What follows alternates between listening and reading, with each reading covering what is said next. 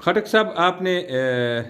صوبائی حکومت میں رہے، آپ صوبائی حکومت کا حصہ رہے، صوبائی وزارت آپ سے چلی گئی،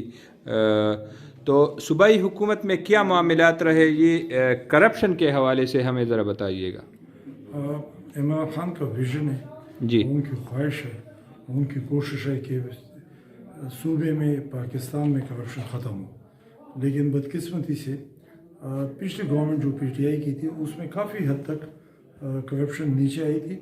اور کرپشن ختم ہونے کی تو میں نے بات کبھی نہیں کی کہ ختم ہو سکتی، اصلاحات ہوئی، لیکن اصلاحات ہوئی اور کمی آئی، لیکن اس گورنمنٹ میں مختلف ڈپارٹمنٹس میں، مختلف ٹیمیز میں، مختلف آفیسز میں، سی این ڈبلیو میں اور جو ڈپارٹمنٹس ہے اس میں پھر ایک دفعہ بدقسمتی سے یہ کرپشن بڑھی ہے۔ اچھا لیاقت خان صاحب، آپ مجھے بتا دیں کہ اخت خان نے بعض جلسوں میں یہ اعلان بھی کیا کہ میرے والد صاحب کے محکمہ اریگیشن میں ایسے کرپٹ لوگوں کو وہاں پہ تعینات کیا گیا ہے کہ وہ کرپشن کرتے ہیں، تو میں نے کوشش کی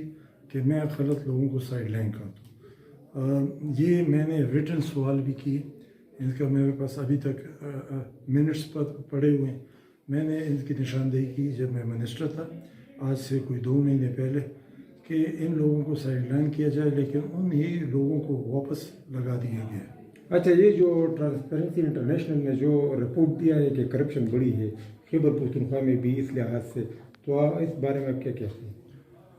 کرپشن میں نے آپ سے پہلے بھی کہا کہ بڑی ہے، یہ ہماری بدقسمتی ہے کہ ہم نے اسے کنٹرول نہیں کر سکے،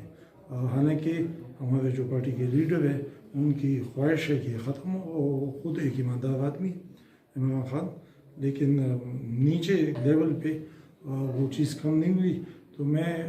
اگر یہ کہوں تو کہ کرپشن ختم ہو گئی تو میں تو پھر عمران خان کے ساتھ دھوکہ کروں، میں ان کو بھی آپ کی وساطت سے بتانا چاہتا ہوں کہ ان